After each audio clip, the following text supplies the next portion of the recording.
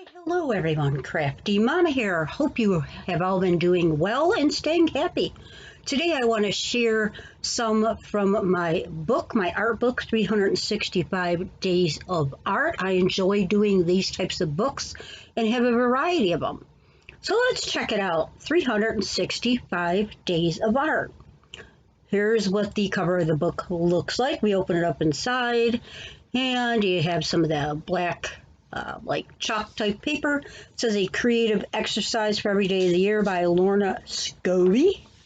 And then here she just tells you a little bit about the book, that there's 365 days of art. They're just like little art prompts, things she started.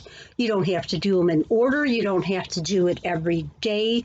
You can even experiment and do your own things on each page. She just tells you about it, and you can share it if you want on hashtag 365 days of art, the things that you do in your book.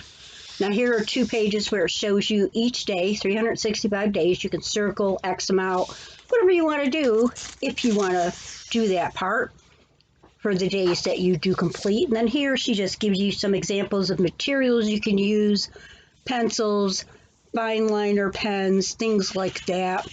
She also goes on to say a little bit about colored pencils, watercolor paints, brush pens, colored paper. And then she lists some materials that might be handy for your basic little art kit, like sketchbooks, scissors, PVA glue, water brush pens, masking tape, tracing paper, charcoal, oil pastels, acrylic paint, a white china marker for adding white highlight to drawings, things like that. All right, now so here's page 1, and it says color or create a pattern. As you can see, there's a little grid on this page. So here's what I chose to do with this page. They look like diamonds to me.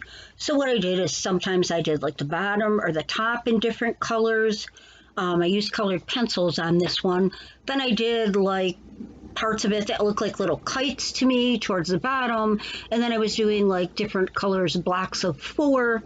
Then I actually wanted to put the words joy and faith and little doodads around that. So day 1 is done. Day 2 says turn these paint splodges into animals. Let's see what I did with that page. I had fun with this page. Now the first little guy had a little head himself, and for some reason I decided to put, little, I don't want to say pines, but little quills on them, but I named him Porcupine for Porcupine. Tropical fish here with crazy colors. I have a bunny in a basket. His body's in a basket. Then I have a little mouse here, and he's real puppy. He's like puffed up. You can't see his arms and legs. He's a very funky, chunky mouse. Here, reminded me of an egg shape, but they had like these little, well, they look like legs to me. So all I could think of was a centipede wrapped around an Easter egg.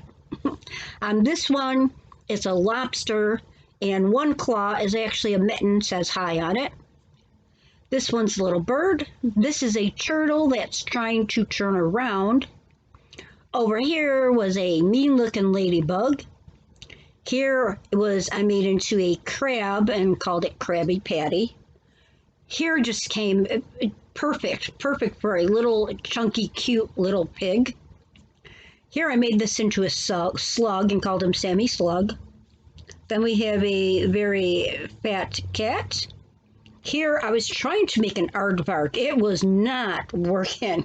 It did not come out right, so I called him an artsy aardvark.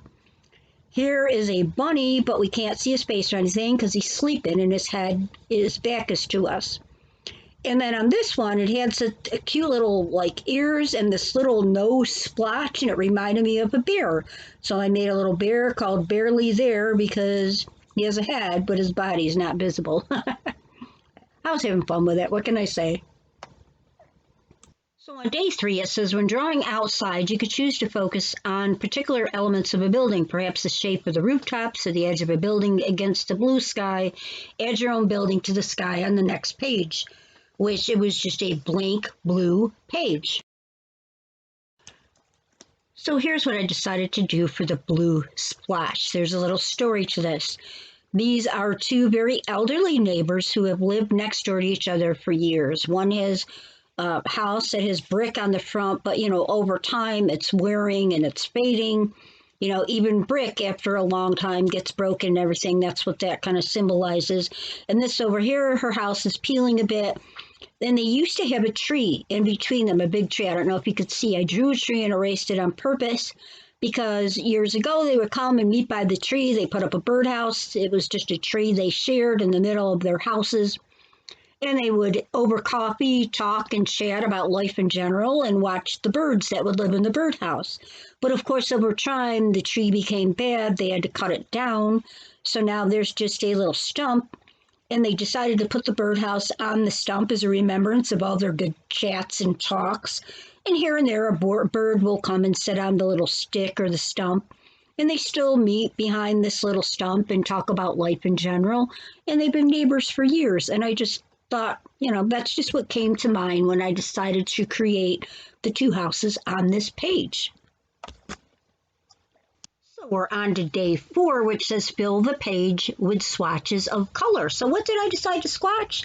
I decided to swatch my Crayola 96 crayon colors in my Crayola crayon box, the one with the sharpener. As a kid, I loved this huge big box of crayons with all kinds of color. Nobody swatches crayons. I swatch a lot of things, but I never swatch my crayons.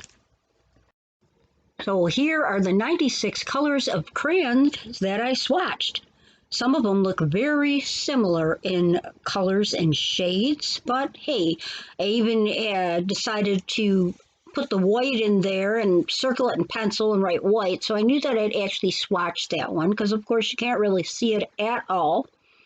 But if you never swatched like the art supplies that you have, pens, markers, things like that, spray paints, it's fun and it's relaxing to do. Plus you get to see what colors you have. Now, I don't usually use the crayons only when I'm coloring in like a coloring book or something like that, but I thought it was pretty fun to do. You should try it sometime. On day 5, it says color in the fruit, but try not to use the correct colors. Challenge your mind. So that's exactly what I did. I have a red, white, and blue banana.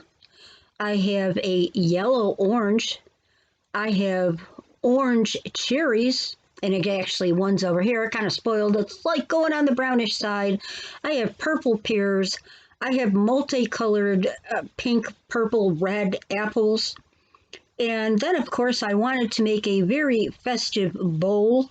So I did that in different colors, and it has like a bluish, purplish band on it.